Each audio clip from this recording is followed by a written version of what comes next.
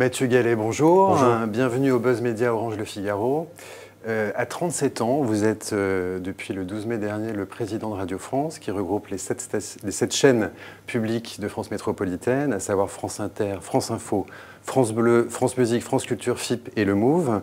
Vous avez présenté la semaine dernière les grands axes de votre programme.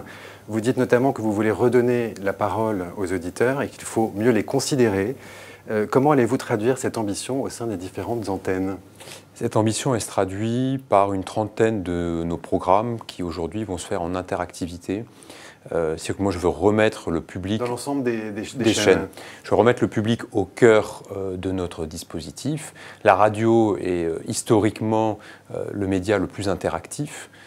Et donc il ne faut absolument pas qu'on perde cet avantage, sachant qu'aujourd'hui, grâce aux réseaux sociaux, l'ensemble des médias sont devenus beaucoup plus interactifs. Donc c'est pour ça qu'on a des programmes, par exemple, très classiques comme la tribune des critiques de disques de France Musique, qui est une émission historique de France Musique, qui va permettre maintenant aux auditeurs, aux internautes, de pouvoir voter pour leur version de disque préférée. C'est un exemple parmi d'autres. On a aujourd'hui la matinale de France Inter qui laisse beaucoup plus de place aussi. On l'entend déjà depuis le 25 août, de place à l'auditeur, aux internautes. Voilà, c'est le cas aussi pour le téléphone sonne qui est emblématique de justement cette interactivité sur France Inter. Alors justement, Inter, une généraliste, on suit les courbes d'audience des généralistes, elles sont en baisse depuis un moment, toutes les généralistes sont touchées. Il y a eu des changements notables dans certaines grilles, on pense notamment à RTL. Sur Inter, alors il y a des changements, mais l'animateur de cette matinale, fameuse matinale de France Inter, est toujours Patrick Cohen. Pour vraiment tout changer, il n'aurait pas fallu aussi changer l'anchorman ? On a changé en cette rentrée, c'est le travail formidable qu'a fait Laurence Bloch depuis le 12 mai, quand je l'ai nommé à la tête de France Inter. On a changé beaucoup de choses. On a changé là où ça ne marchait pas. Et là où ça marche, on a fait évoluer nos formats, et c'est le cas sur tous les moments d'actualité, la matinale, le 13h, le 19h. On a beaucoup de changements dans la matinale, on a des voix nouvelles, féminines, je y tenais particulièrement. On a rajeuni, on fait revenir davantage l'auditeur, l'internaute dans l'interactivité. Après, on a la première matinale de France, donc il n'y a pas à changer non plus pour le plaisir. Inter, ça se joue à pas grand-chose, mais sur la dernière vague, on était encore premier. Donc voilà, la matinale a toute ma confiance et je trouve que déjà ça s'entend la différence depuis. Patrick Cohen est content d'être bien entouré. Il est entouré d'une équipe solide, avec des spécialistes, avec des nouvelles voix, avec de la légèreté aussi, parce que le service public, ça doit être sérieux sans se prendre au sérieux. Donc c'était vraiment aussi le travail, la feuille de route de Laurence Bloch. Alors, autre dossier important, j'allais dire même prioritaire, France Info, la radio la plus chahutée, on va dire, des chaînes de Radio France par la concurrence du web et des télés aussi d'infos en continu. Elle a perdu 370 000 auditeurs sur un an. Comment réinventer ce format de la radio d'infos en continu ?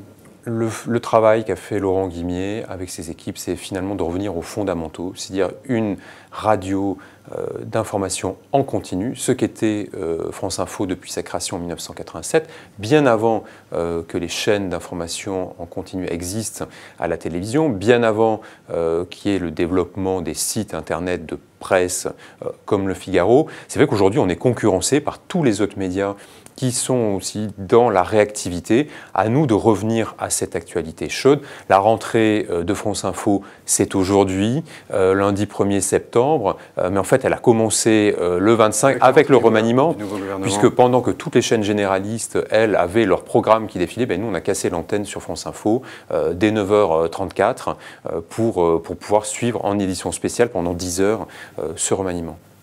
À suivre donc. Alors le Move, peu d'éléments ont été donnés, on va dire, dans votre conférence de rentrée. Nouvelle grille en janvier.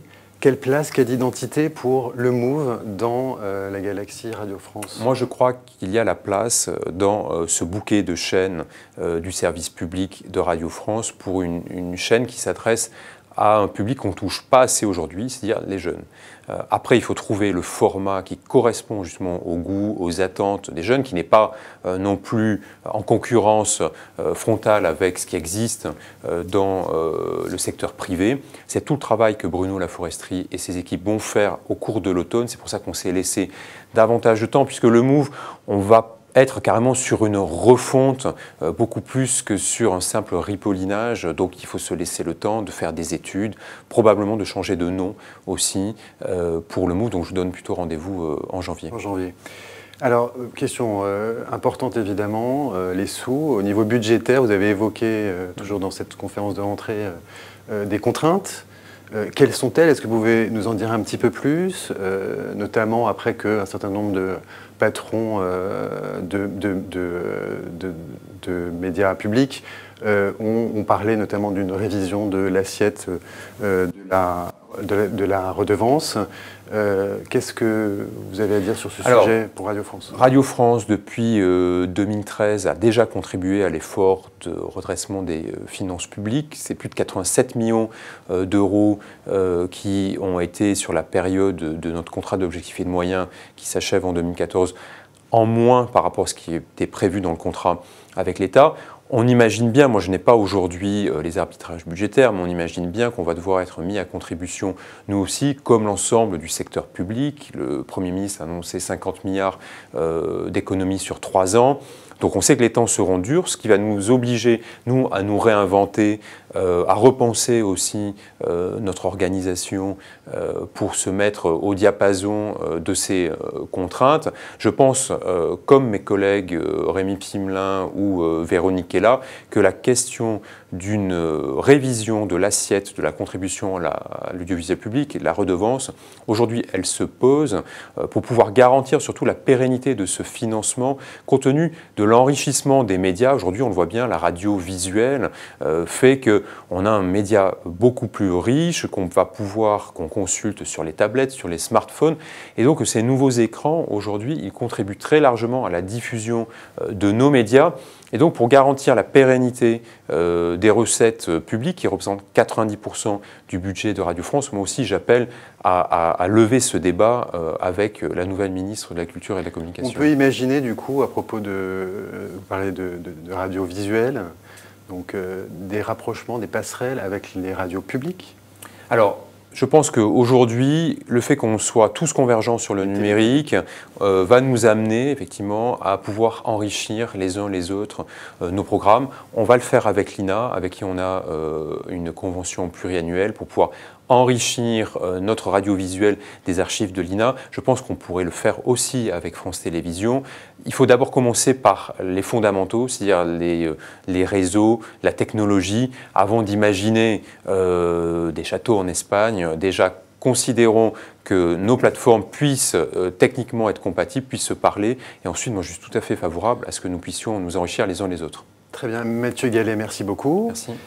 Et on vous donne rendez-vous la semaine prochaine pour un nouveau Buzz Média Orange Le Figaro.